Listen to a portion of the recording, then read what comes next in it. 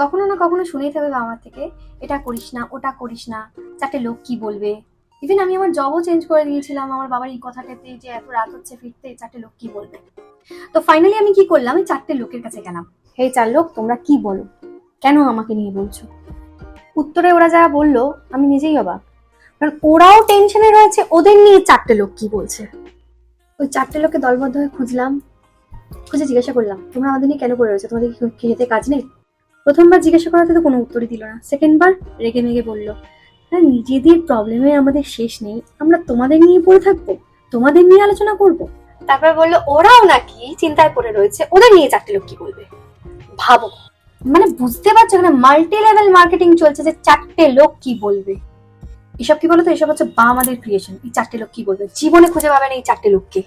এই চারটে লোকের মধ্যে একজন পড়ে রয়েছে রিলস ভিডিও নিয়ে, জামা কাপড় খুলে যতটা ফলোয়ার্স বাড়ানো যায় এরকম ভাবে। ফেসবুকে কিছুজন পড়ে রয়েছে যারা সাপোর্ট করো বলতে থাকছে। থার্ড জন হচ্ছে নিজের ব্রেকআপ হয়ে গেছে, আর ফোর্থ জনের কাছে টাকা নাই। তোমাকে নিয়ে কি পড়ে থাকবে। এই বাবা মাগুলোকে না ভালো করে বোঝাতে হবে, চারটে লোক বলে কিচ্ছু হয় না। যারা ভিডিও দেখো, মানে ভিউয়ার্স আছে কিন্তু লাইক থাকে না, তারাই মনে হয় চারটে লোক।